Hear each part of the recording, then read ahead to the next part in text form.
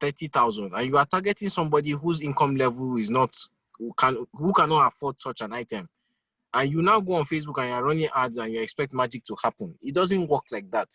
Now, apart from just the demographics, a lot of people get the demographics right, but their message when they are running their advert message or their marketing message is very wrong.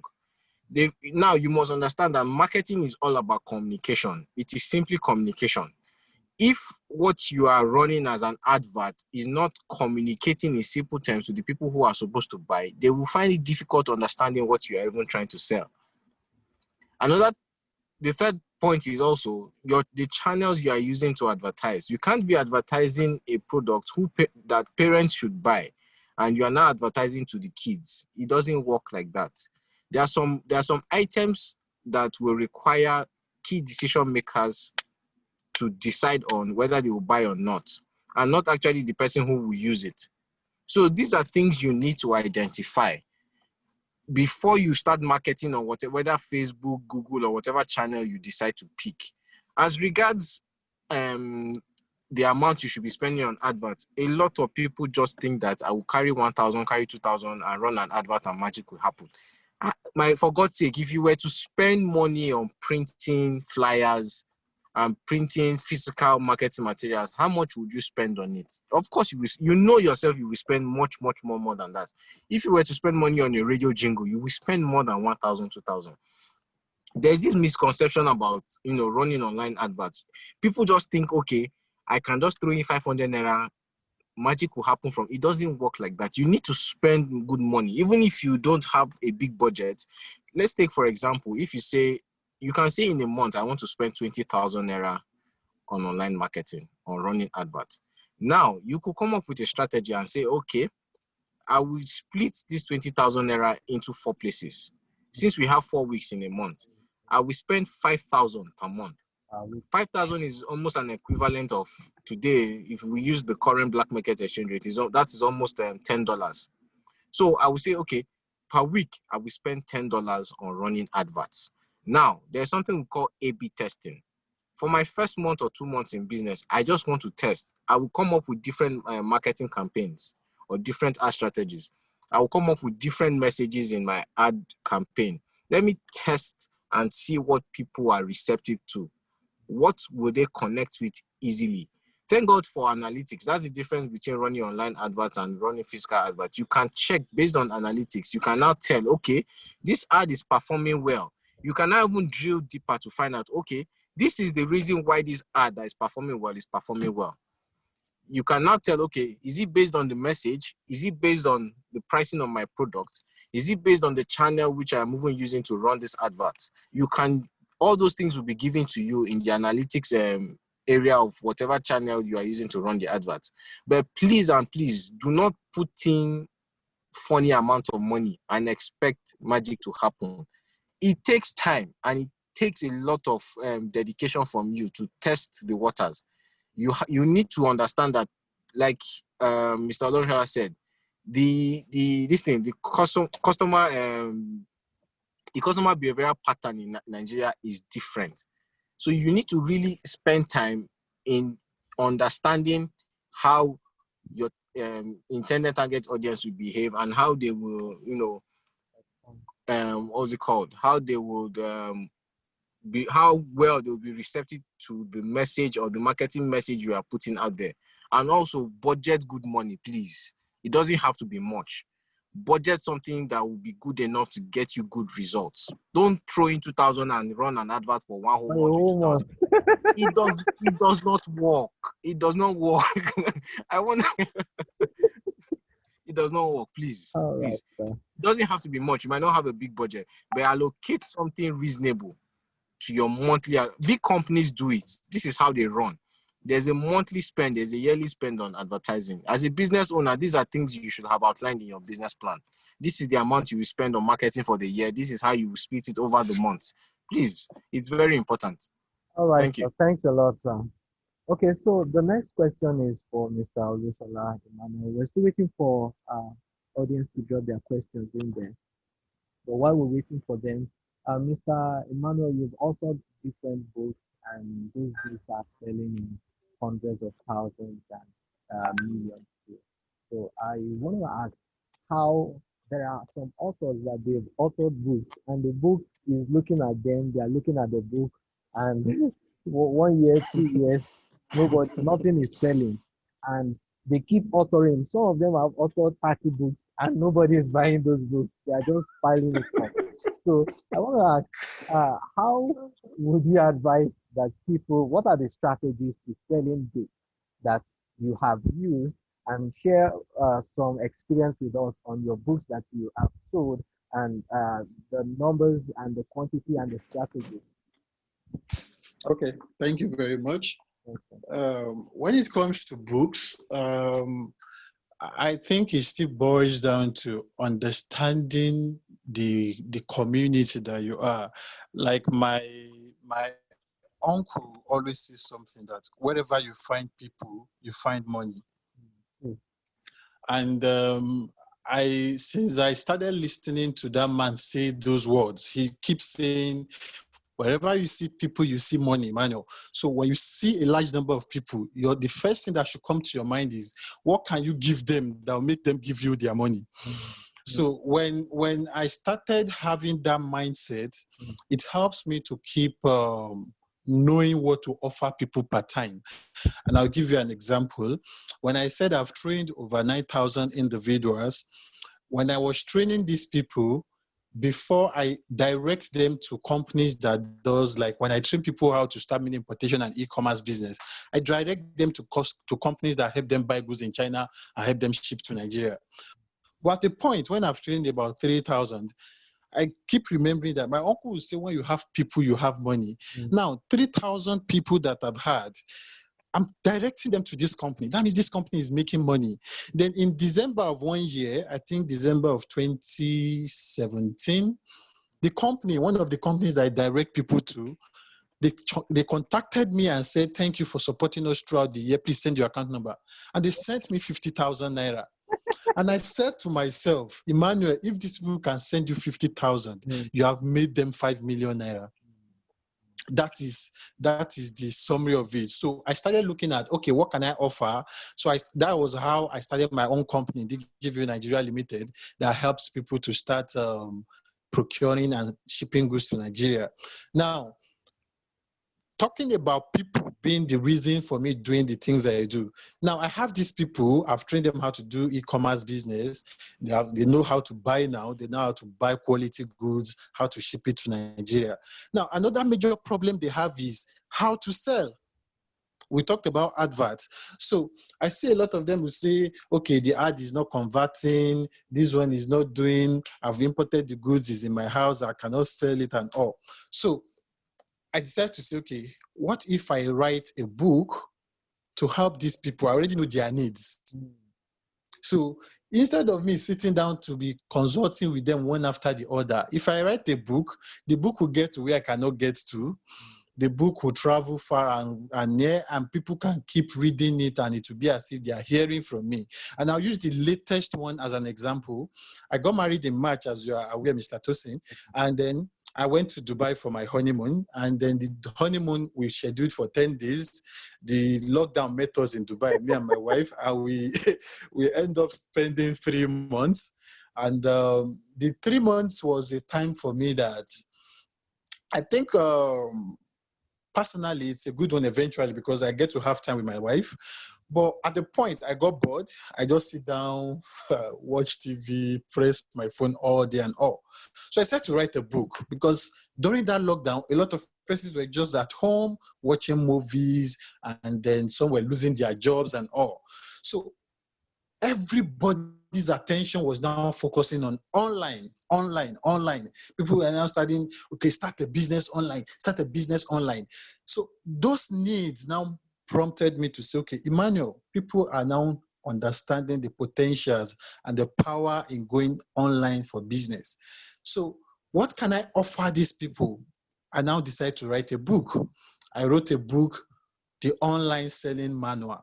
That means if you want to sell online, this manual is what you need to successfully sell online. So you see, I'm looking at the needs of people to provide them with a solution. Because at this point, everybody, up to this moment we are talking, people are saying, hey, start your own online business, try and diversify. Your own salary is not enough. This COVID-19 has opened everybody's eye. Even some people that did not lose their job, they are now earning maybe 50% of their salary. They have a pay cut and all that. So having a side hustle is important. So I have to write a book. I wrote a book precisely in April, and I released the book on May 1st. Now, that May 1st that I released the book, I did the book within May 1st and May 31st. The book sold 1.3 million naira. Wow. Within 1 month. Wow. Now, how was I able to do this? Now, first, the title of the book is meeting a need. I mean, the online selling manual. Almost everybody is selling online now, and they need more ways to sell and make money. So the book is targeting a need, is meeting a need, first of all. Now, secondly, I already have a community of people that they are doing online business. Okay. So it's me taking a product to the ready market. You do not create a product and look for market. You have a market and create a product. That's one mistake people make. So when I was planning to write the book, I already know the people I want to sell it to. And then before I finished writing the book, I was already making hypes about the book, talking about the book.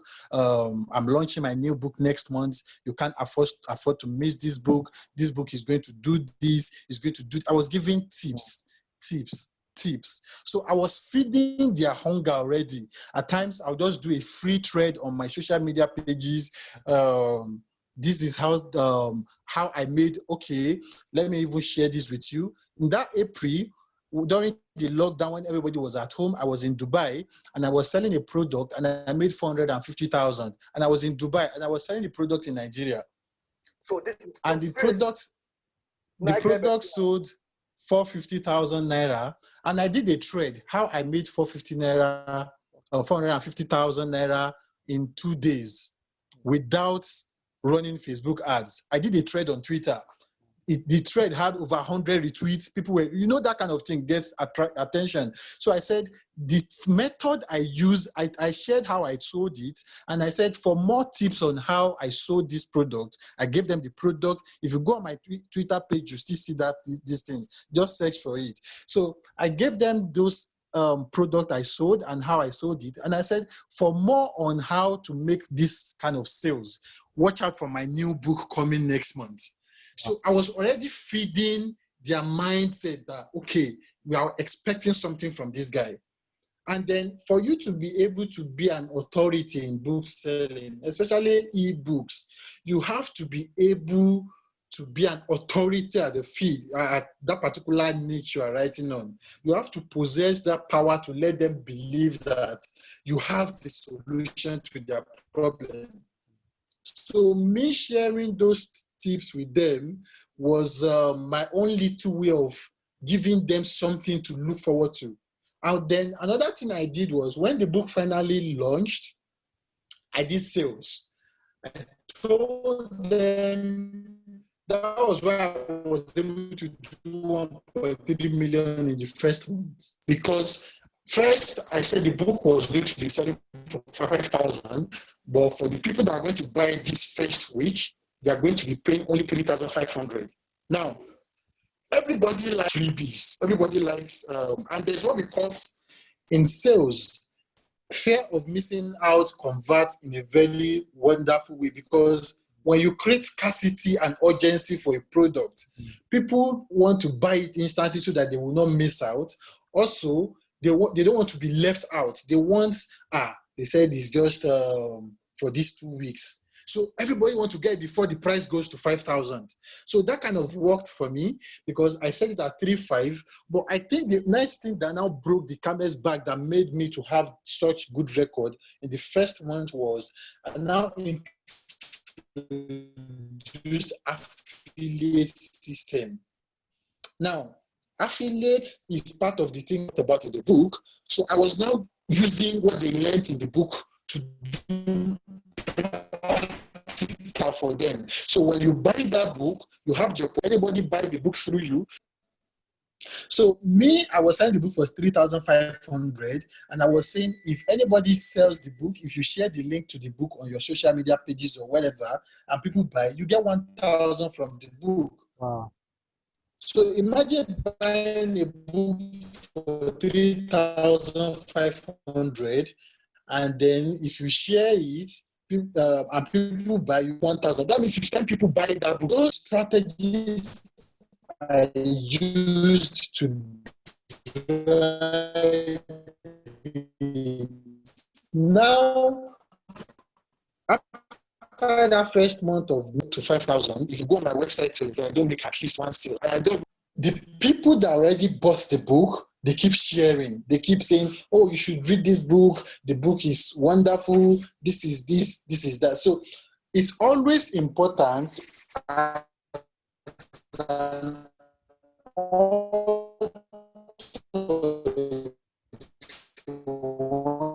line is breaking.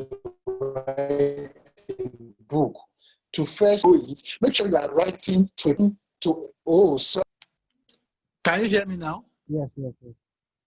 Okay, so I was saying, make sure, just like if you want to run Facebook ads, make sure before you write a book, you are writing a book to meet a particular need of a particular set of people. So that way, you already know the people you are going to be focusing on when you want to run ads. Up to this moment, I did not run a single ad. I've not spent 1,000 running ads on that my latest book. Wow. So for books, it's always important for you to, first of all, become an authority in that field. Let them know you as an authority. And it doesn't cost so much for you to get free articles. Go online, do research, read more about that industry, and then just post. Look, a lot of persons will come to you for information they can easily go to Google for. Do you believe me? Yes. Some people will rather come to you and ask you, Mr. Emmanuel, how can I dye my hair to white? When they can type, how can I turn my hair to white to Google, and Google will show them different ways, but they rather ask you. So you as an individual that you already know some people will come to you, it is your duty to go do the research and even give them before they ask you. So they keep coming. So when people see you as an authority, they can keep going to for something, you easily can sell them something and they will buy. So when it comes to books, especially if it's an ebook, first of all, the first thing you want to do is to make sure you are writing a book to meet some people's needs, a target. Have people in mind you want to sell it. You not do it, it means nobody needs it. So you have to be able to define those that needs the book you are writing and write to meet their needs. That is the simplest way. And then for sales strategies on selling books, there are a lot of them. Now we have what we call Amazon Kindle, where you can sell for free on Amazon Kindle. It doesn't cost you anything to open the account and just have your products there selling, and then work with people. You see, one of the easiest strategies to wait till today, despite the fact that internet book to other persons goes a long way. So there's a little way you can do it if you don't have, okay, me, I know I have a large followership already, so I'm enjoying the fact that I already have community. But if you don't have that community, start with your friends. Start with your community, your families that you know you trust. Send them a free copy of the book. Let them read. Let them give you feedback. When they give you that feedback, make sure the feedback is not verbal. Make sure it's not oral. Send them a message on WhatsApp. Hey, are you done with the book? Is it helpful? Do you gain anything? What do you want to say about the book? When they give you that feedback, make a screenshot of it, because you're going to be using it as social proof. There's what we call social proof. Your social proof is what will give people more confidence to want to even try to buy it, because they see other people have read it and what they are saying about it. So you want to share that book to like 5 to 10 of your friends. Let them, when they have read it, let them give you their sincere opinion. Make a screenshot, post it and let them now share it, because you have given it to them for free. Let them now share it on their WhatsApp and say, I've read this book. This book is awesome. If you want to give it a try, this is what you should do. Another thing you should do that I did was, if you go on my Twitter page till now, you will see a preview. My pinned post is, I've made the first 2 chapters of that my book free, and I put it online. So if you click on that link on my Twitter page, you are going to see a link to download the first chapter, the first 2 chapters free. So when you download the first 2 chapters, you can read it. When you are reading it, you're already enjoying it. You want to continue until you now get to the end of chapter 2. You see that it has ended. You now see where I wrote that, thank you for reading these 2 chapters. I believe you have gotten value. So if you have gotten any value, trust me, there are still 8 more chapters, because the book is in 11 chapters. So I said, you have written the first 2 chapters free. We have about 9 chapters more. So if you read the rest, you get more value. So for you to make payment and get the full access to the book, click here to buy the full book. So giving them that free access to test what they are buying gives them more confidence that, okay, I'm not losing money. Let me even read it first. Then another thing you can do, if you are into online digital marketing, look for bonuses. Everybody likes free things in this world. Everybody. So if you want to sell a book, you can offer one more thing attached to it that is more valuable than even the book. You can say your mentorship. You can say, as many people that buys this book, you are going to have access to ask me any question about the book. So people they know that, okay, after buying this book, they can easily come to you for consultation. So people will buy that book, so they have access to you, not because they even want to read that book. So if you know how to put all these things in place, trust me, you are not going to have a book without selling anymore.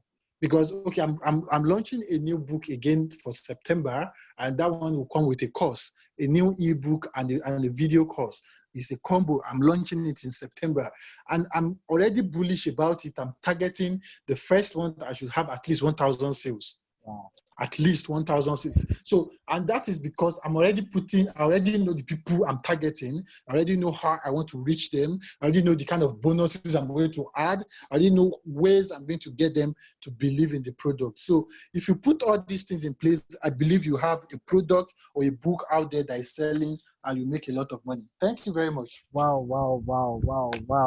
Thanks a lot, sir. Thanks a lot. I wrote down a lot in my note here. And one of the things you mentioned was that people rather come to you than go to Google. And I remember some years back, there's this guy in US.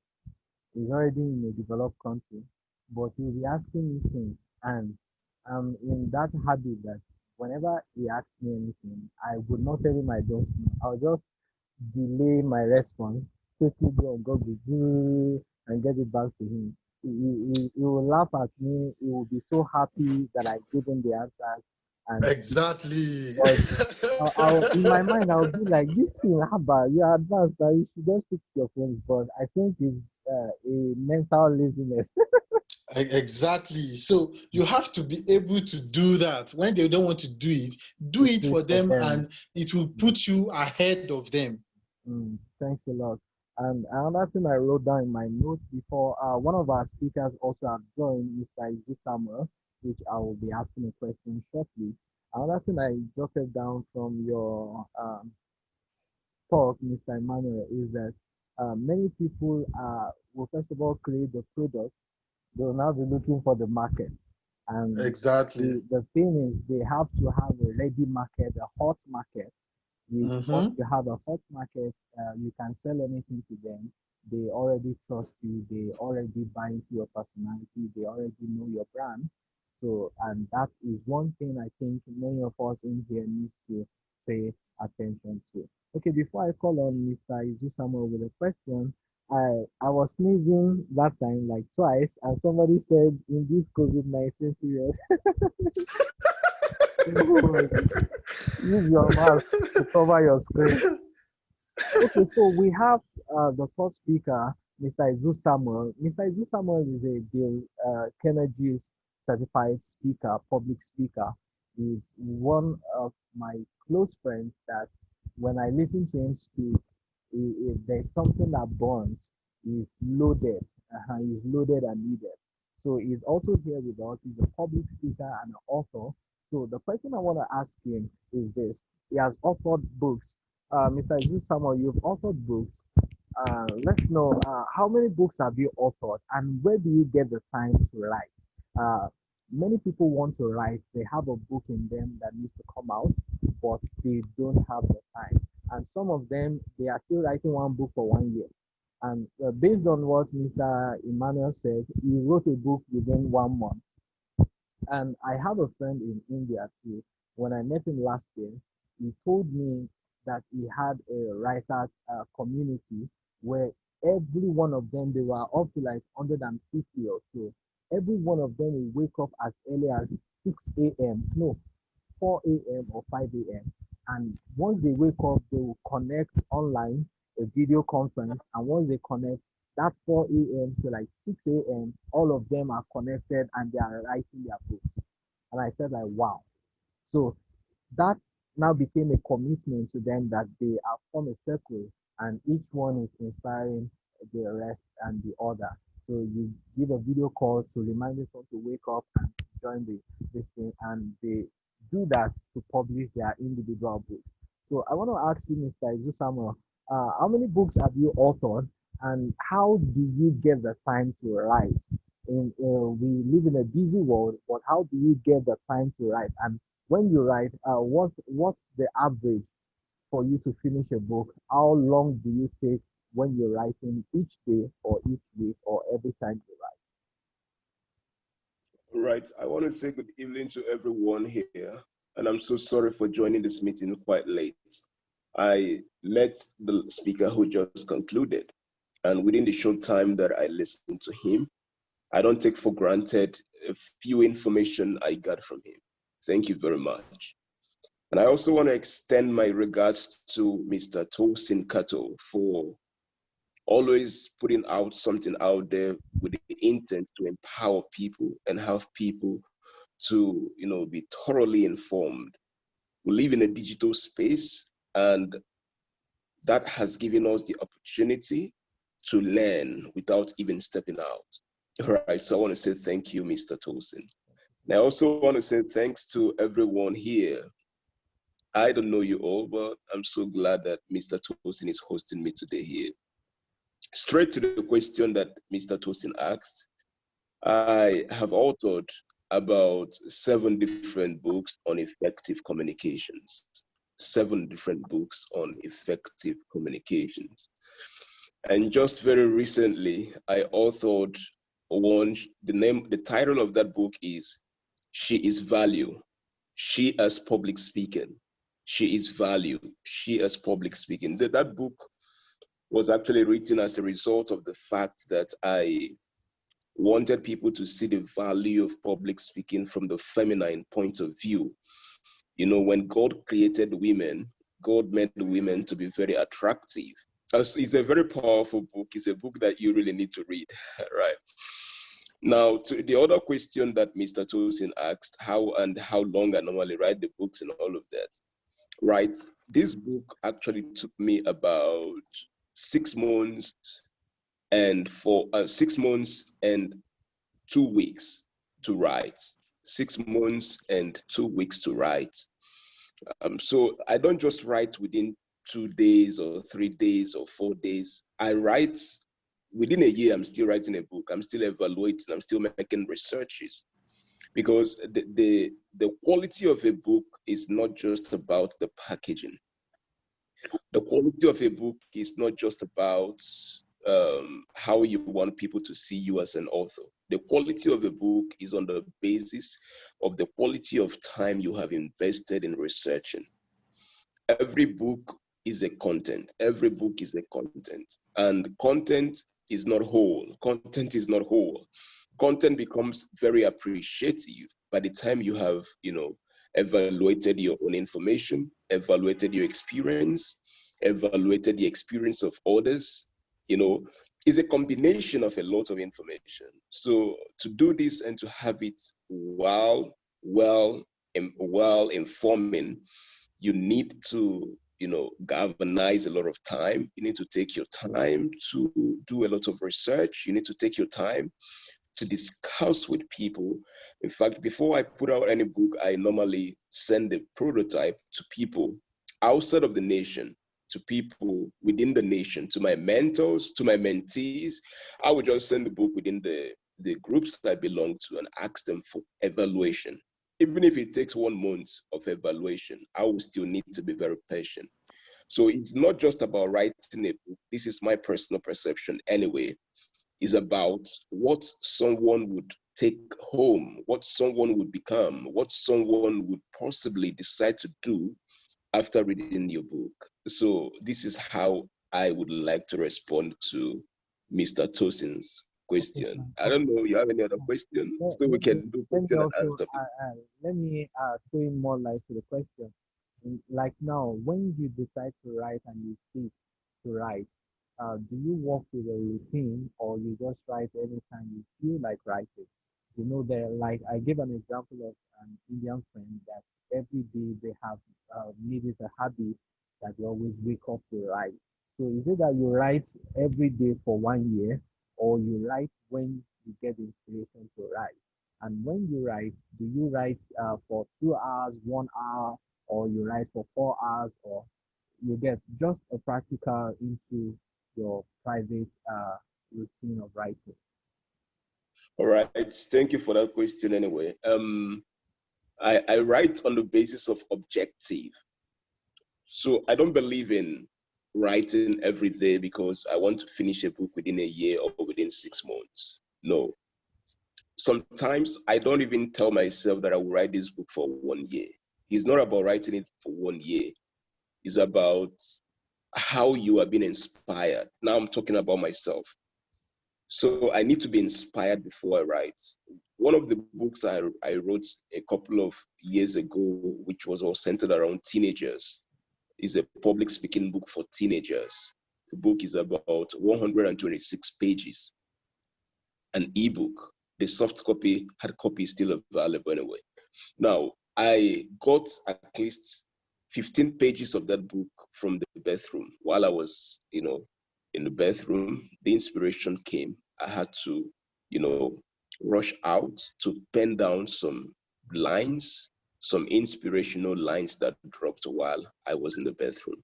So I write on the basis of inspiration. And on 2 occasions, anyway, 2 evaluative occasions, I can decide to drop the headline and come back later to write on the body of the headline. And sometimes I can decide to write everything at the same time.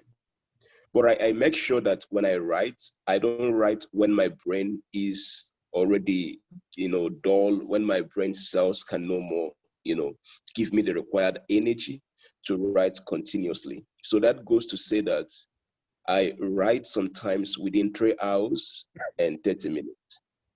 And some other times I write for 30 minutes. Some other times I do write for 10 minutes, 5 minutes. So I write according to the strength of my inspiration. And I also want to encourage you listening to me today, ensure that when you want to write, write according to the strength of your inspiration. There is what is called strength of inspiration. Inspiration expires.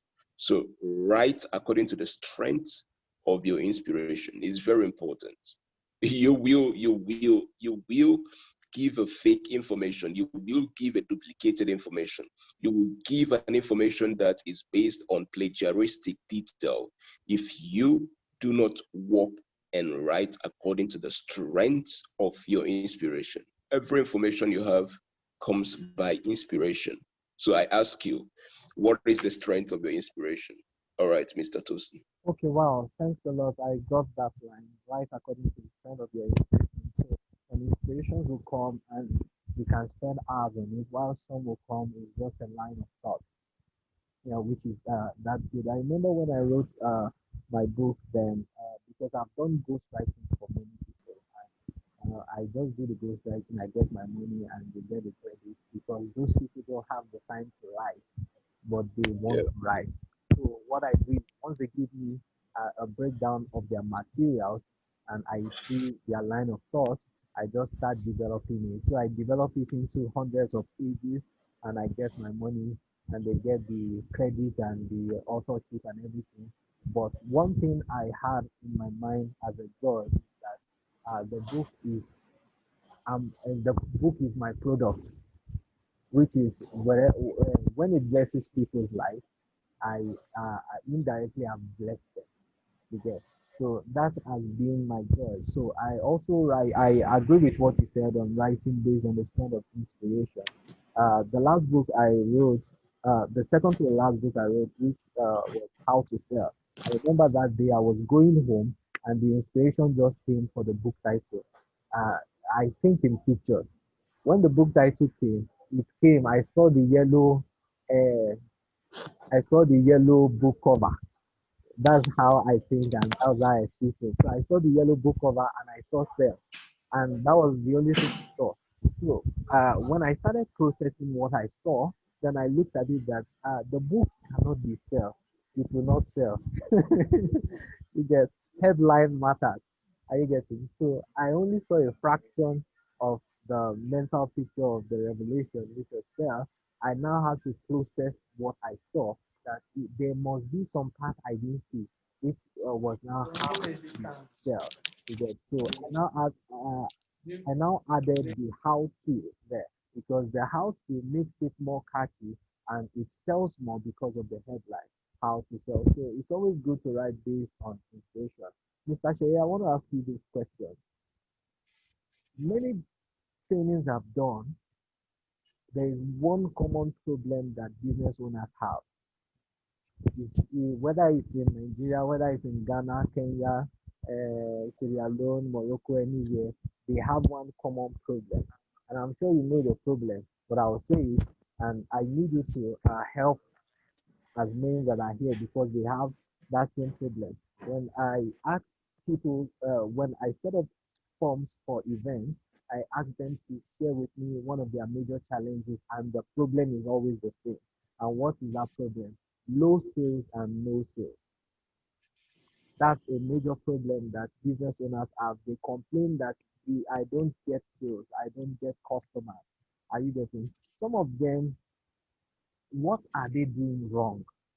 And how would you advise them to get customers? Some of them getting buyer persona, doing this, running adverts.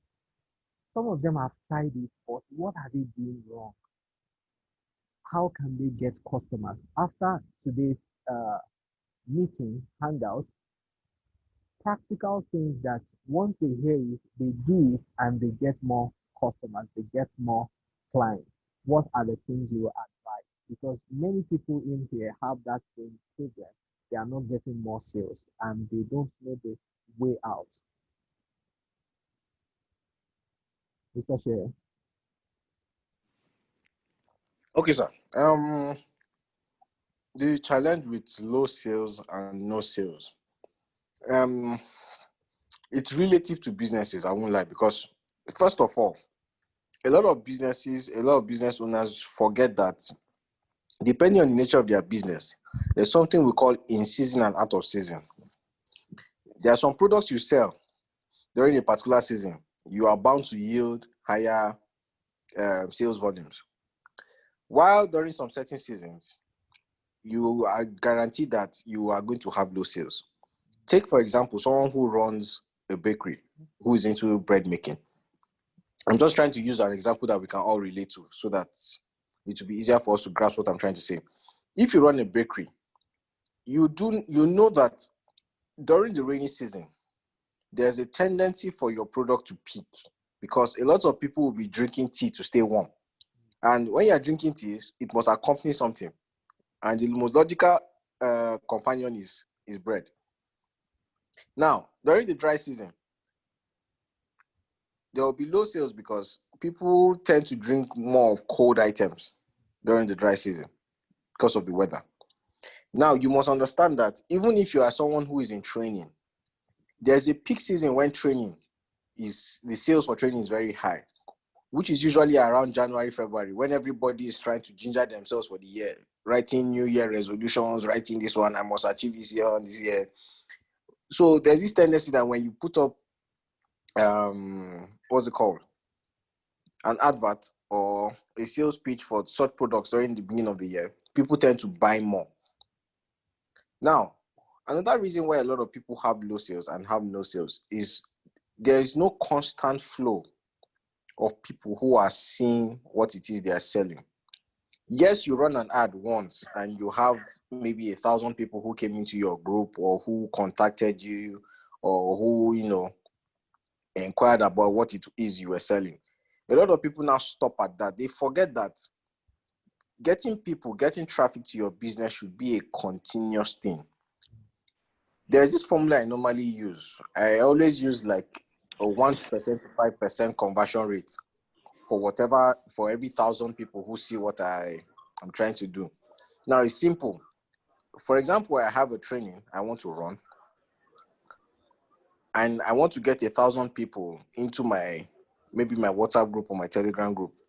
Now, I always have this conversion rate of 1% to 5% that I use that at least between 1% to 5% of people who come into this group, I am going to convert them. It's just a calculation. If I want more people, I target 2,000, 10%. Now, you have to ensure there's a constant flow of people coming in. That's what we call traffic. People have to keep seeing what it is you are doing.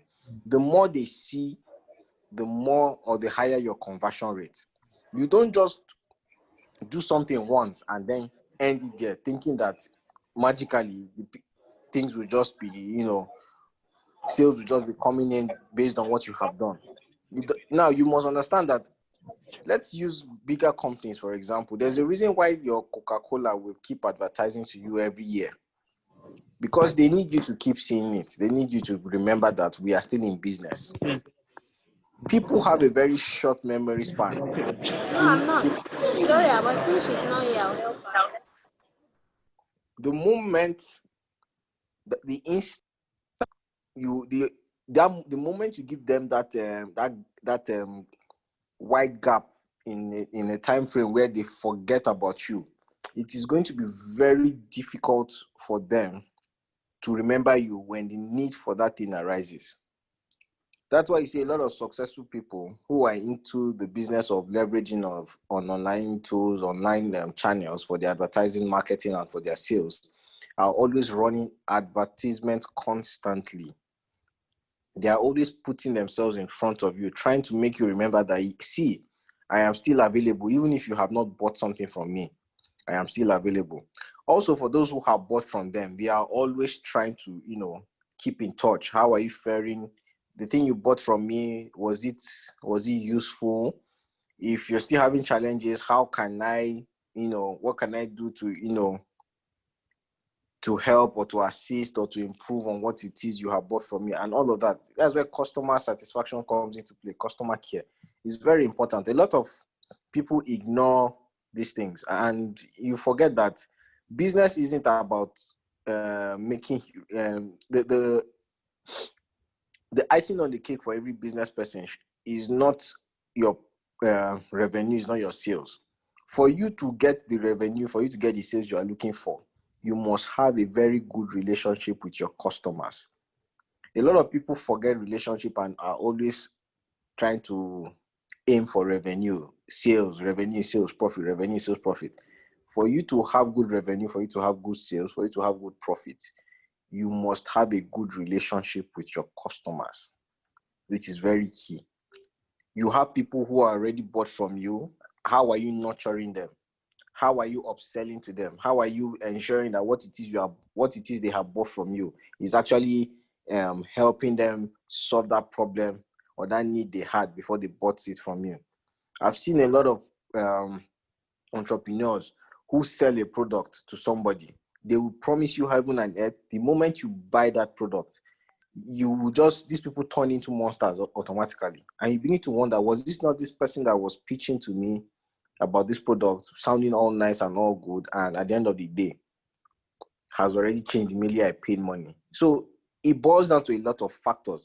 You must understand, is it your customer service that's poor?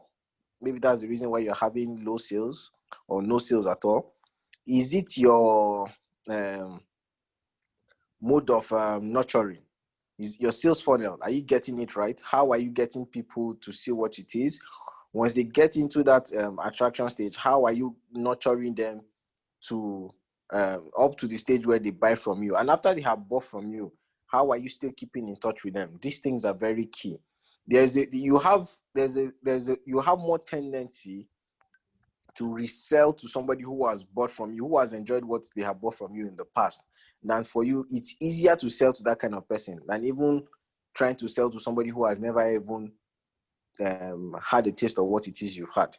We ignore the fact that you are supposed to still nurture people who have bought from you and still try your best to ensure that these people are still in contact with you no matter what. Because these people that have bought from you, they are your evangelists. There's people who will shout your praises from wherever it is, from wherever they are. These are the people who have come in contact with you and know that yes, you will deliver, and whatever it is you are selling will solve their problem. So you must find a way to keep these people, keep in touch with these people. Always make sure that people know that you are still in business. You keep running your adverts, ensuring that your sales funnels are intact, they are on point. You are bringing in new leads. Ensuring that new leads are coming into your sales funnel is very important. Thank you. All right, thanks a lot, sir. You have done justice to it. One of the entrepreneurs hangout we had last year, uh, early this year, one of them came and I told them what to do to reactivate old customers.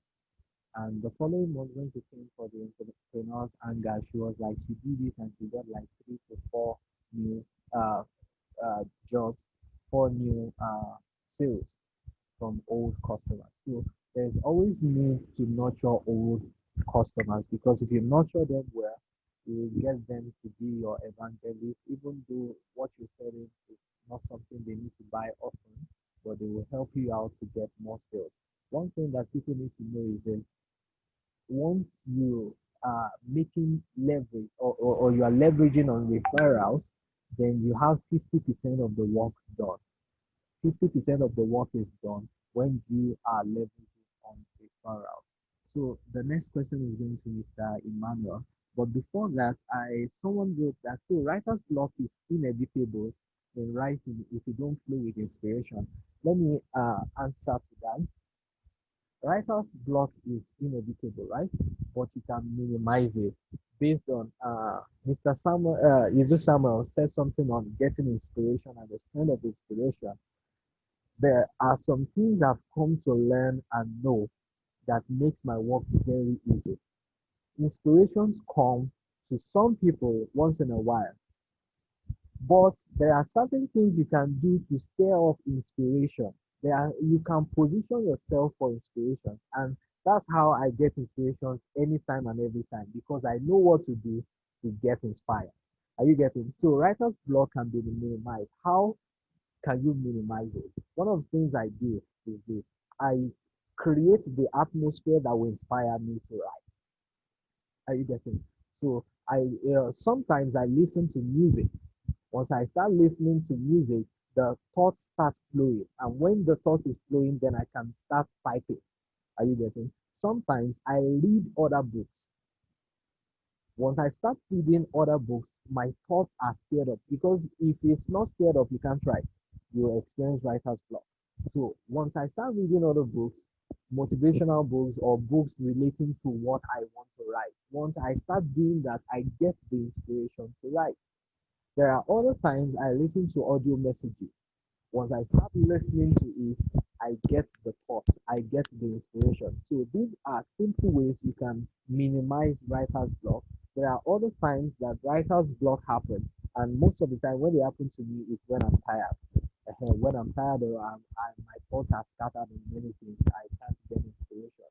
But if I really want to be inspired, I can be inspired because I know what to do to inspire myself and to create the atmosphere. Once you create the atmosphere, you enjoy inspirations back to back.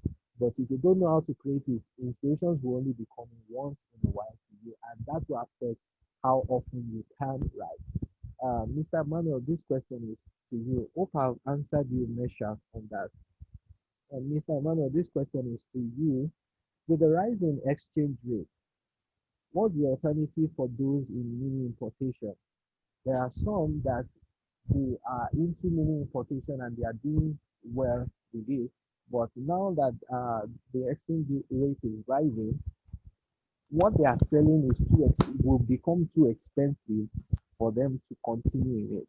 And now they are looking for alternatives that some of them, for instance, that is the niche they are focused on for maybe months or years.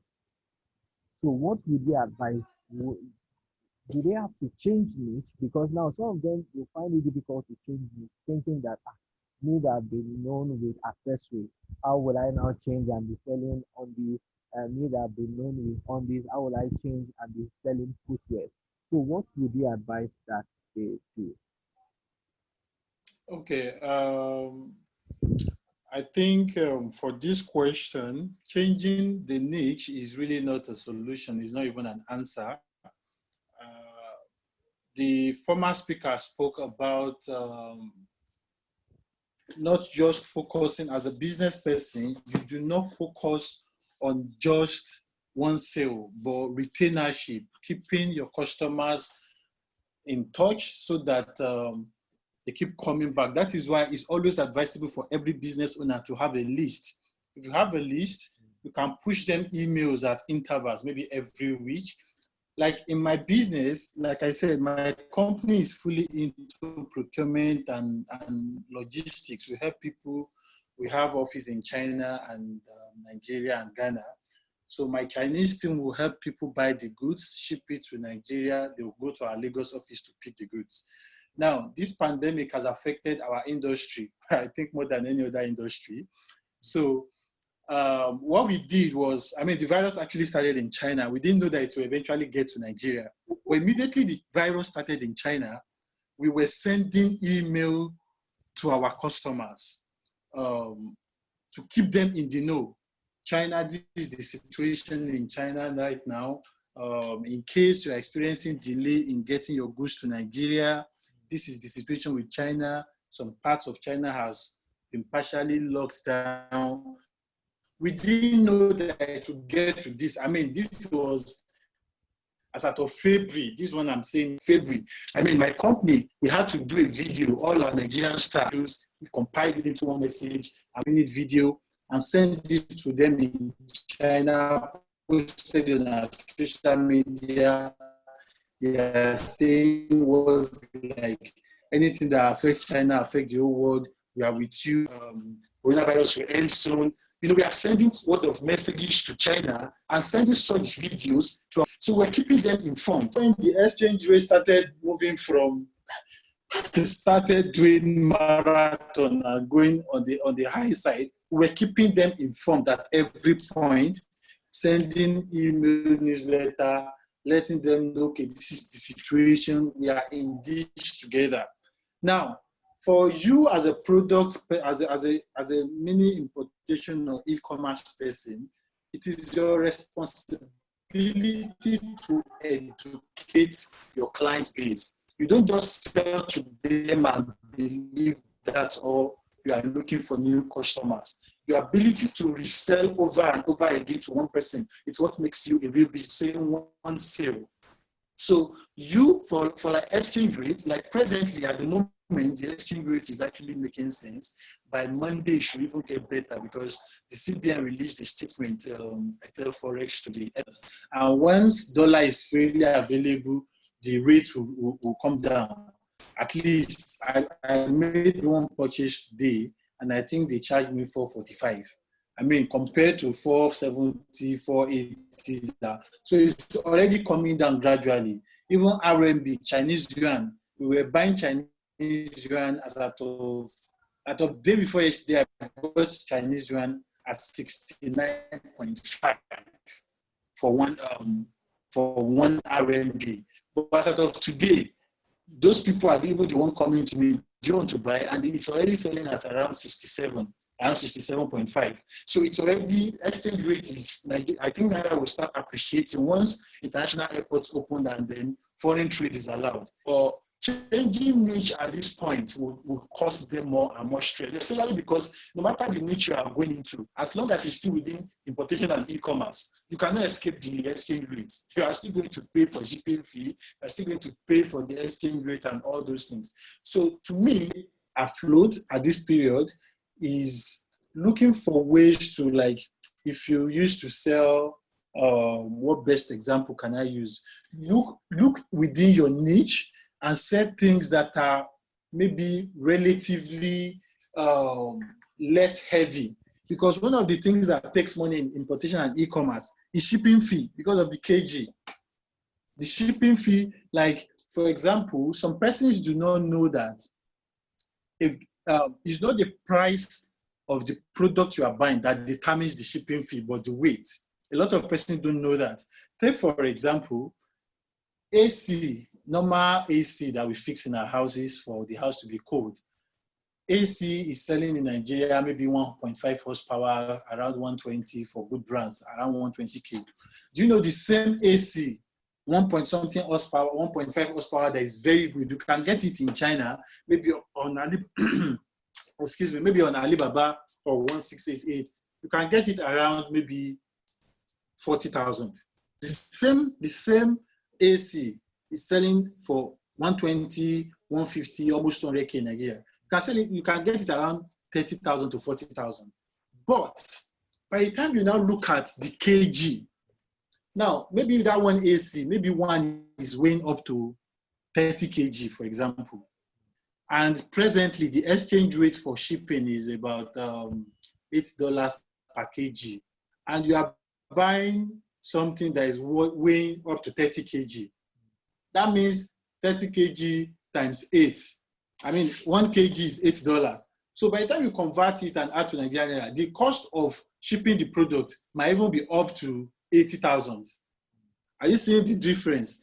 So now they will now come back and say, oh, I don't know how this is happening.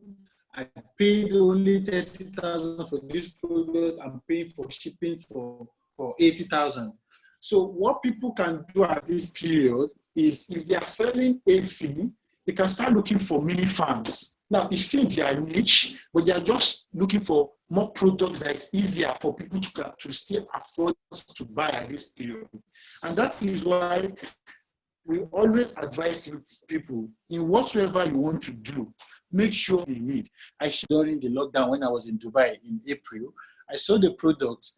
It's just a very small anti-radiation device that you just put at the back of your phone, and it's supposed to protect you from the radiations that your phone emits all the time, that you cannot even see, electromagnetic waves and all.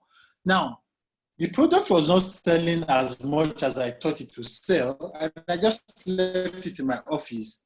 Then, thank God, during that period, people were putting out different conspiracy theories. They said 5G is responsible for coronavirus, that 5G is making Chris Oyakilome just made it and talked about 5G. Everything 5G was trending on Twitter. So I used that particular trend and go on Twitter and said, everybody is talking about 5G. Do you know whether you like it or not? 5G is here to stay. You cannot stop it. The same way we move from 2G to 3G, 3G to 4G, 4G to 5G. There's still going to be 6G, there's going to be 7G. So this small device can protect you and your family from the harmful effects of anti-radiation and electromagnetic waves. Oh, Jesus. Do you know that within 24 hours, I sold out 40 remaining pieces of that product? Now, that is because I was leveraging on the current situation. Now, people do not care about, I come to my office in Lagos and you are going to be like, oh, what can I give you? I'm just kidding. Because it was not doing the figures I expected. As a matter of fact, during my wedding, some of the souvenirs, because all the things I used for my wedding are from China. My wedding card was printed from China. Everything was from China. So some of my souvenirs was delayed because of this coronavirus thingy. Some suppliers could not supply, so they refunded the money. So I was thinking, since we could not make enough souvenirs, should we just use, I was contemplating, maybe I should tell my manager to bring those anti-radiation shields to the wedding reception so we share it to people. Thank God I did not do that, because that product were going to give me something that both the cost of the shipping and the product itself did not even cost me 50,000. The same product made me 450,000, and I put twice the price that period. But people were still going out of their way to buy. They did not care about exchange rate. They did not care about the price. But because they know that they are seeing videos that animals were dying, even though it's not the 5G that was causing it, I'm not interested if the 5G was the one killing people or not. My own is I use that 5G that people were already scared of to sell the product. Do you understand? So at times, if you are selling a product that meets a need, people will really not care about the exchange rate. But the best way you can manage it as it stands is make sure you are already keeping your customers informed.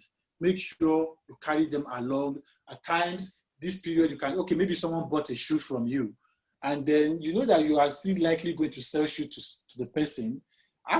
A lot of persons, what they do is they just send a message, did you get the shoe? Hope you like it. When they say yes, they just make a screenshot, happy customer, that's so, and they forget about that customer. Now, if you are the type that maybe after about 2 months, you send an email, how to make sure your shoe doesn't get spoiled, or how to make sure your shoe doesn't smell. You can even just upsell something. The person bought shoe. There's this insole that we sold at one point in time. I sold millions of that thing. And that one, you just put it in between your shoe. If you are the guy that wears shoe for a long time, and maybe you remove your shoe and the shoe is smelling, that thing, you just put it inside your shoe and wear your shoe. Even if you wear that shoe for 20 hours, when you remove it, it will not smell. There's no magic you will do, it will not smell. So I brought in those things and I was selling.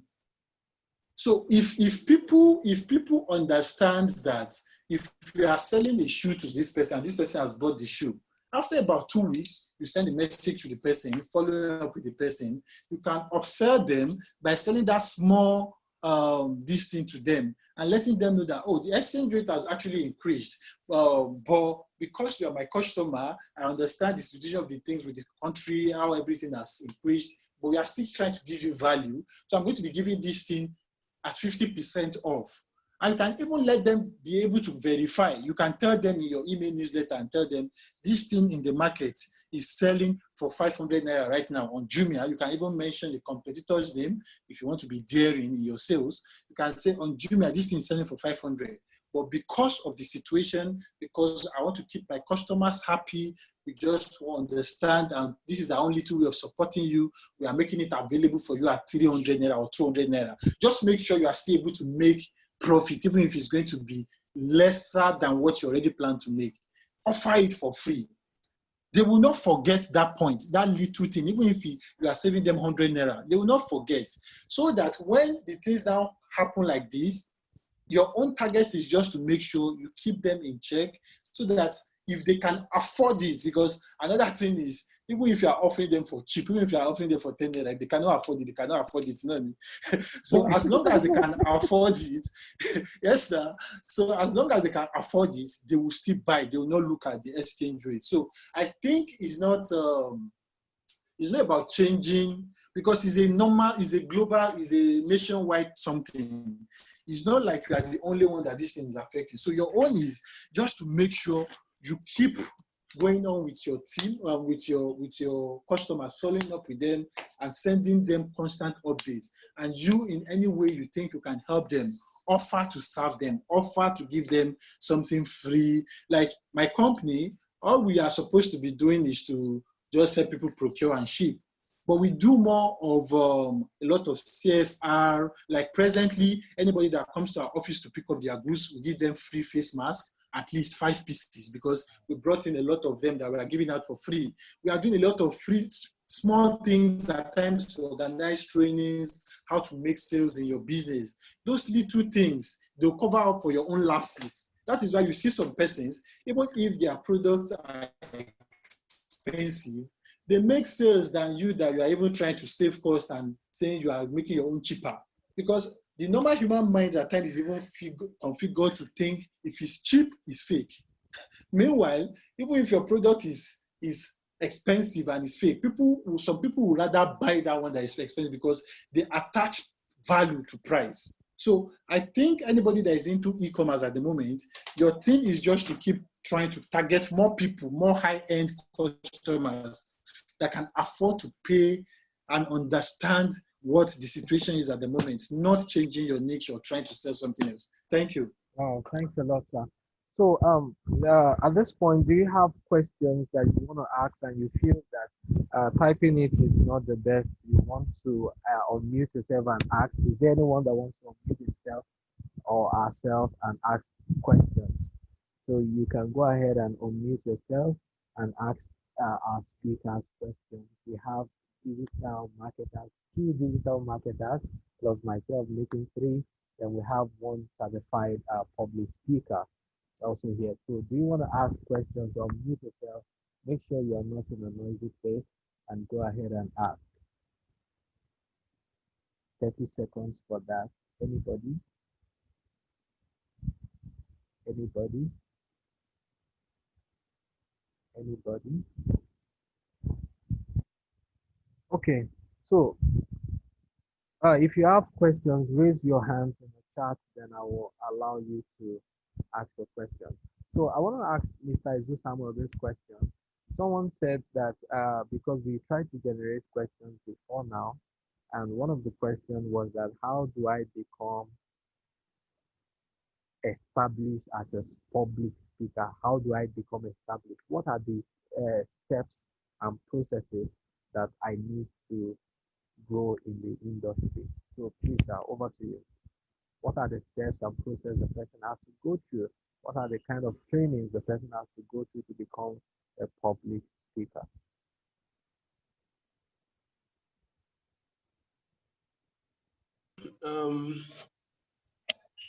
All right, thank you for that question again. I don't know if the person is here in this training. Yes, the person is. All right, if you want to be a public speaker, then you must have a message. You must have a message. We live in a society now where everybody is a public speaker.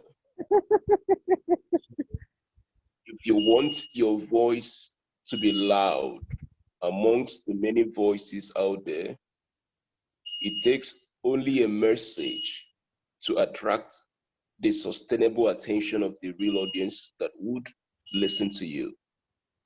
So you are not a public speaker because you know how to talk. You're not a public speaker because you know how to use English. You are a public speaker because you have understood the psychology of message. The psychology of message is very important. And then by extension, you must be certified by some international organization to be recognized as a public speaker. So before you call yourself a public speaker, have you registered with the Carnegie? Are you registered with Brian Tracy Public Speaking International? They have a branch here in Abuja.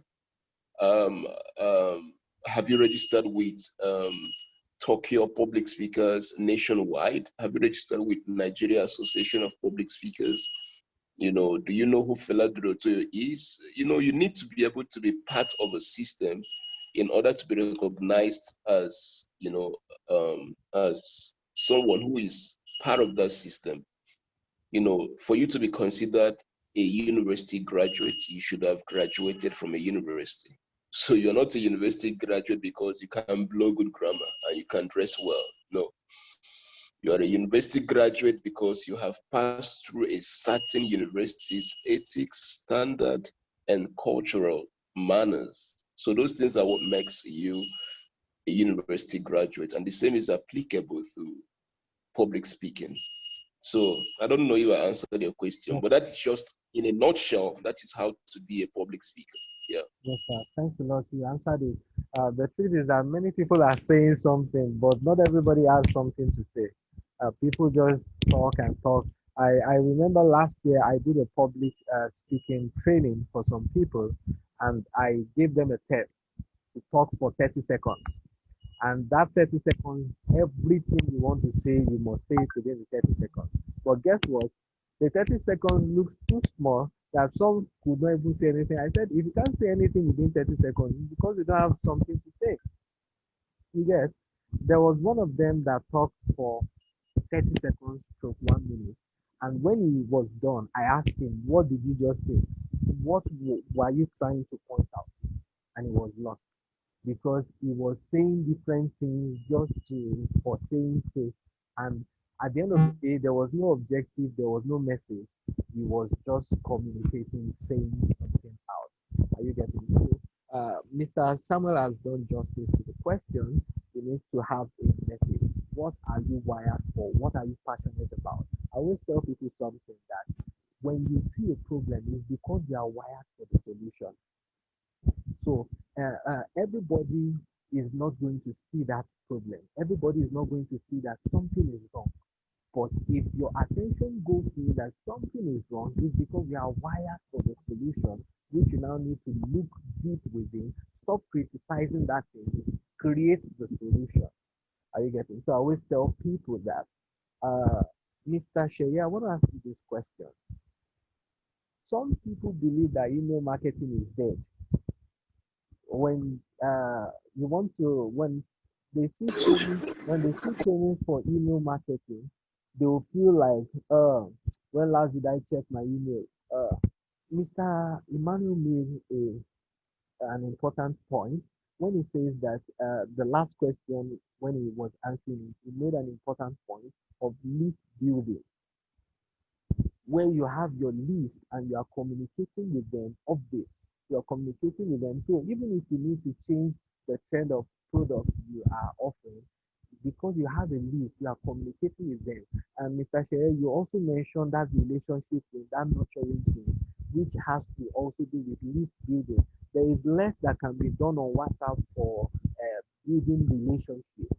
WhatsApp is mostly used for marketing, but if you want to really build relationships, you can't build it more on WhatsApp because it will drain you a lot. Are you getting? So some feel that email marketing is dead. They feel that all those trainings on email marketing, when last did I check my mail? They don't understand how email marketing works. Like some days ago, I was telling some people that see, email marketing is working perfectly. If I tell Mr. Shere now that I will send him an email, he will be waiting for my email. He will be expecting my mail. And that means he will check my mail, not to read other mails, but to read mail coming from Tosin Katto. That's how email marketing works. When you are interacting with your potential clients, you are telling them to check their mail, so they are expecting your mail. And once they see your mail, you are telling them there's another mail coming after this one, and you need to open it. That's how the process continues. But most people don't know this, and they don't value email marketing. Some of them feel list building. They feel like list building, all these big dramas. Tell us what we need to do to make sales. So, what do you have to say to that, Mr. Sher? We are almost rounding up this event. Okay, Mr. T. It's like it's very important you always keep a list of your customers, but it's more important you know at what stage of the buyer's journey each customer is in. These things are not really difficult to do. There are softwares, there are applications you can register for that will enable you, manage all of this. And thank God for things we call APIs, application programming interfaces. They can enable us, merge wherever our marketing channel is. These APIs enable us, connect these things to our to our customer relationship management software. An example of this software you can use is called HubSpot. Okay, a very popular one is Salesforce, but it's mostly used by larger organizations. HubSpot CRM is a very good one you could use. I think they have a free version you can try out. Now, what this does is that it enables you manage all of your customers in one place. I said something about the sales funnel earlier on. Now, it's going to be very hard keeping track of every client or every customer who has bought from you or who is supposed to buy or who is intending to buy from you. But with the aid of this software, it can enable you keep track of all these people, where they are at the buyer's journey stage and what they are supposed to do next. So for example, you have customers who have bought from you. Now, with the aid of these softwares, you can automate messages you can be sending to them. If it's every week, if it's every month, Okay, if it's twice a week, twice a month, just to keep tabs on them, you can automate all of that. Now, if you have a new product coming in, with these softwares, you can be able to tell, okay, this customer bought so and so, or this particular set of customers bought so and so at a particular point in time. Now, I'm trying to introduce a new product into my line, and who are those who are going to be likely more to buy this product from me? Now, these CRMs, for short, would enable you now, based on analysis, you'll be able to tell customer so and so, customer ABCD, and 80% more likely to buy this product as compared to customer DEF, who are 40% likely to buy this product. Now, based on that, now you now look at the persona of customer ABC, who you identified is 80% more likely to buy this product. It will now give you an idea of the kind of marketing strategy you can now adopt to market to this particular set of people.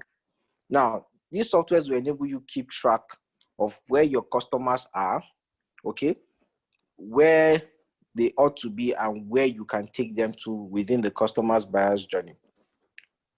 All you have to do, feed your list into the software and set up the automation, and everything is being done for you. Although it requires a little bit of technical skill, but anybody can learn it. It's not difficult. Anybody can pick up these skills, and begin to implement them. Because you begin to wonder, how does Konga, if you use Jumia, how do they always send me emails? How do these people know that? If you notice, there are certain emails they will send to you. If you check the other person who has bought from them before, the email is different. Yeah. There are sometimes they'll be doing sales on some certain set of products. They'll be doing sales in a certain period, but the email they will send to me will be more about electronics. Yeah. But the email they will send to somebody else might be more about household furniture. Why? They're not just guessing. They have softwares that are automating all of these things based on your history on their website. Every click you make, every time you spend on a particular page, every time you spend on a particular product, when you added it to your cart, when you deleted it from your cart, these softwares are picking all these things. They are picking all this data and they are feeding it into the CRM. Now, when it's time to now send you the next marketing message, they automatically know what it is you are more likely to buy at a certain point in time. We thank God for things like machine learning now that we can now adopt to now predict what a customer might buy in 6 months, might buy in 1 year, based on the data we have about them from previous transactions they've made from us. So it's not anything too technical. Please don't let everything I have said confuse you. There are simple versions of these things you can implement in your business. Just go online. You can check. It's called cost. Hello, Mr. Shem, can't hear you. Hello, I think we lost him. Okay, I think it's offline. We can't hear him. Okay, let's continue.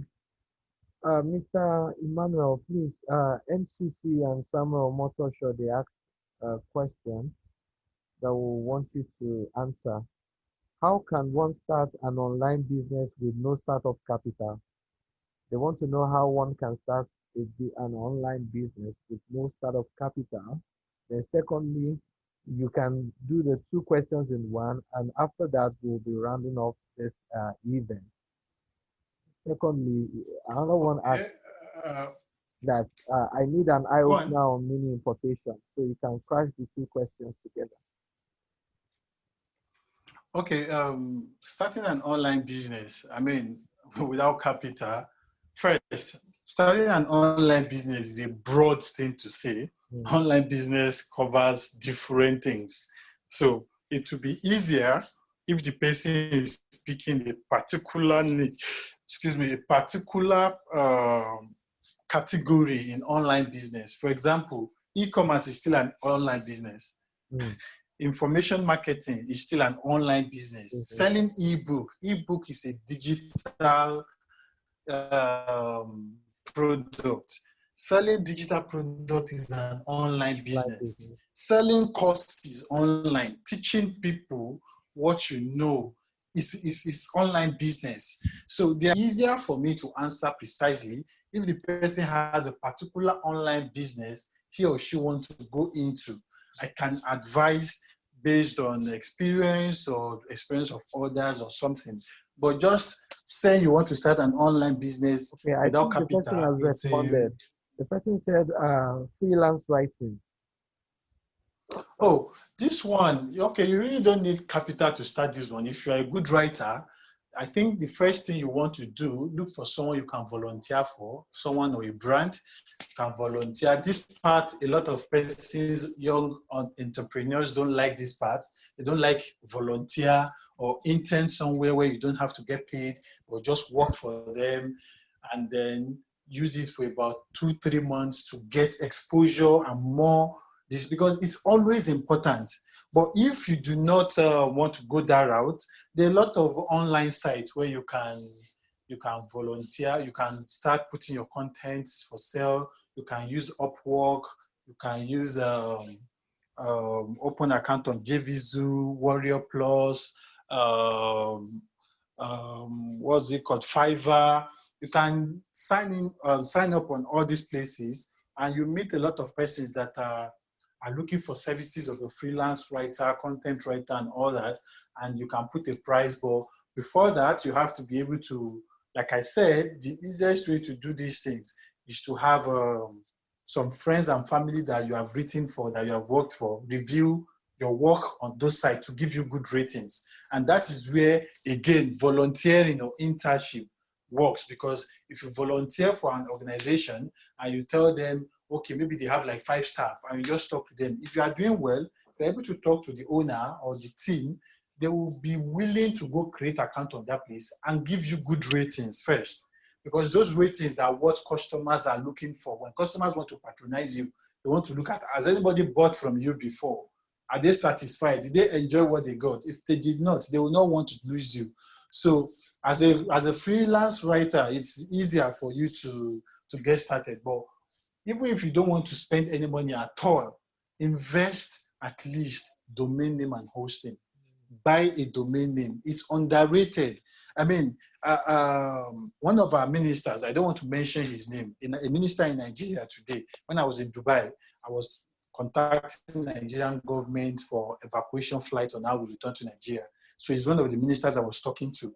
And that minister, he played a vital role in my coming back. And I chatted him on WhatsApp recently and I told him, I was checking something. I said, sir, what's your favorite color? I would like to give you a gift. I said, no, don't worry. I don't need any gifts. Thank you. I understand your kind gestures. Don't worry. And I said, no, it's not, I'm not asking to give you any kind of gift. My kind of job, I'm into web development. My company, part of what we do is web development, mobile app development, social media, and digital marketing. And I check your profile online, and I see that you don't even have a personal website. Someone of your status, someone of your caliber, other ministers occupying the same office you are occupying, they have websites, they have all these things. So even when you are out of the office, these are the things that will speak for you. I mean, it's always nice for someone of your side to have a website. And he was like, wow, thank you. This is so thoughtful of you. He gave me his law that I can work with for his brand, and media aid that I should liaise with the person. Now, why am I sharing this? Now, it's because if I now need a referrer to do that kind of job, we are working on that website now for the man. If I'm done doing this project, now by the time I'm done doing the project, if they are doing any web project and I submit a proposal to that kind of man, do you think he will approve me or not? The answer is yes, he will approve. Yeah. So that is how it's good to always do something, especially when you are just coming up. But pride in this our generation is so much. You see a graphic artist. There was one time I said, a graphic artist, I need you to be designing my personal jobs. I'll give you only 15,000 a month to be doing a lot of graphics work for me. But what this offers you is free mentorship to me, access to my trainings, and I'm going to guide you. I'm going to make sure you make more money from this. Say, no, if I want to do one design that I do, say if I charge 5,000. So So how many of such designs do you get? Do you understand the challenge? So for as a freelancer, it's good for you to look for ways you can volunteer, do something. That way you get referrals, you get feedbacks that you can use in such sites. So if you tell them, please, if you have been doing one project for somebody, and then you just come to the person and say, please, can you just create an account on Fiverr and then place an order, and I'll just say I've completed the order, then you give me feedback just to boost my chances of getting paying clients. Do you think any reasonable person will not do that for you? It's a simple thing. So, but even if you are going to go that route, make sure you still spend money on having a small website or a blog at most, a blog, something that, what we call these things digital footprint. It's good for you to have a digital footprint. Have at least when someone Google your name, what comes out? I know there are 1,001 people bearing that same name you are bearing, no matter how complex your name is. Should be Nigerian. There will be some people that has that same name you are answering. So what will separate you when they are trying to look for you? You cannot Google Olorunshola Emmanuel now. You see my name, you see my pictures. Yes, now. If you go to images, the first 20 images you see will be my name. It's not only me that is answering Olorunshola Emmanuel in Nigeria now, but I've created that digital footprint so that you cannot mistake me from someone else when you are looking for me online. So you want to start building digital footprints, no matter how little, just have at least a website or a blog so that you can start putting some of those content. Okay, now if you tell me you're a freelance writer, if I ask you, where are the books, where are the things you've written, where are the blogs, where are the articles you've written, where can you just give me a link that will go to and see some of your thoughts, and I can easily evaluate you if, okay, you are worth the project, I should give you a note. So the easiest way to start online without capital is to first have either a blog or a small website for yourself. Then look for a way to volunteer. Identify with big brands. So this way you have an opportunity to expand and grow. Sorry, I'm taking time. Like the last time, Mr. Tosin, I don't know if you see my WhatsApp, my mentor, Mr. Stephen Akintayo, whenever that man is coming to Abuja, I volunteer, I become his PA. I'll go and wait for him at the airport. I really want to drive him from airport to his Sheraton hotel, and I'll be around throughout till he returns to Lagos. What I'm doing, this man is a billionaire. I mean, he has estates. He came to buy one land in Abuja here, building a new estate. Now, what I'm doing by identifying with that kind of man, first, I'm building my own profile. Because some persons will be like, if you can know this man and you can be hanging out with him, snapping pictures with him, that means you are trusted. Exactly. Because you are now leveraging on the person's network. But a lot of young persons, they don't want to do all these kind of things. They just want, okay, they say there's money on the internet, me too, I want to be making my money. Instead of them to follow the learning curve and follow the process and remember that even the earth was not created in one day. I mean, God has the ability to create everything in one day. Sibi, he was just saying, let there be light, let there be this, let there be that. Why does it take 7 days for him to say, let there be everything? He could have just said one day and say everything now. So, but if he's taking his time to say, let there be light today, and wait, and then did it for 7 days and said the 7th day want to rest, that means there's process and time for everything. But at this our generation, we want something fast and we want it now without trying to. So that is the exactly. So thank you very much for having me, Mr. Tosin. Okay, so thanks a lot. Our speakers need to go do some other things. I had to pin them down for this 2 hours, and I see that many other questions are coming in, and we won't be able to answer some of them now. And I will give each speaker a time to address the audience. If you have programs upcoming, feel free to let the audience know so that they can sign up for it. You can also share your social media handles with them. Some of them would like to follow you, some of them would like to ask you questions. So you can type your handle on the chat so that they follow up the chat. So each speaker will have like 2 minutes each to talk on their products in case you have products or programs upcoming. And lastly, before we now end the session, everyone will unmute themselves to thank our speakers and to give a feedback of what you have learned. 30 seconds each per person on that. So let me start with Mr. Izu Samuel. 1 minute to wrap up this session, do you have any trainings coming up? Do you have any other parting words you want to share with the audience? Then the next speaker will take over. All right. All right, Mr. Tosin, thank you very much.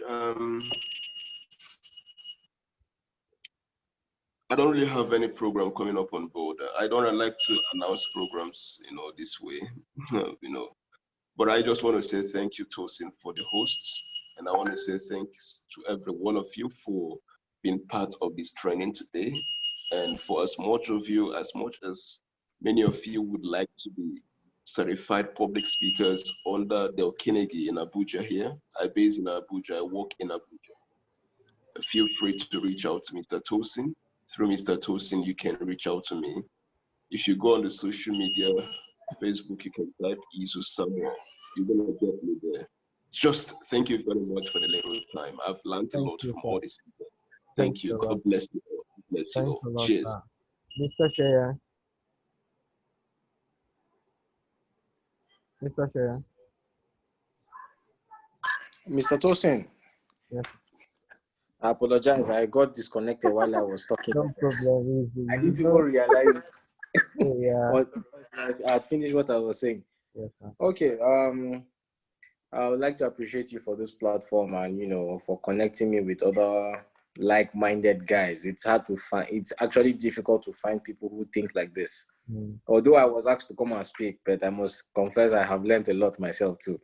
So thank you too, and thank you to my fellow speakers, for everything you have shared. God bless you guys. I would have loved to advertise the training, but I don't think this will be right. Let me just.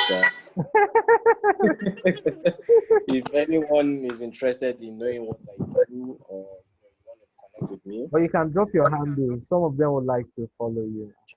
Connect with me to learn about any trainings or any courses or anything, consulting packages I have. You can connect with me directly. I'm not going to advertise it that here on the Yeah, but you can drop your handle. Yes, I'll do that. I'll do that. All right. I'll do that. Mr. Emmanuel. All right, I think I've said everything I have to say. Thank you very much to the fellow speakers. I mean, it's really been a privilege to share the same audience with all these big men like you. Thank you very much. It's really, really humbling. I mean, to the public speaker and then the other man, Mr. Sheye, I think we should connect as well because I think we are almost in the same industry, especially in e-commerce and dropshipping. I think we should connect for some other bigger projects. Thank you very much for this time, Mr. Tosin. You are doing a very great job. I mean, what you are doing, I think you remember I did something like this in 2018 as well, when you saw the, and then for some of you that might want to learn more about, if you follow me on social media, you can connect. And then I wrote a book in May that I talked about, the online selling manual. You might want to check it out. I just dropped the link to the book. If you open the link, it will take you to the sales page where you can read about it and know more about it. And we can always stay connected on social media. Thank you, everybody. And thank you once again, Mr. Tosin. God bless you for everything. All right. Thank you. Thanks a lot, Mr. Samuel. Thanks a lot, Mr. Emmanuel. Thanks a lot, Mr. Sheye.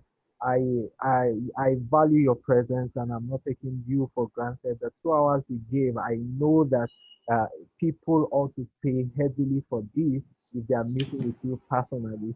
So I really appreciate what you've done. I can't thank you enough for it because it's a gift you gave to me, not that I'm paying.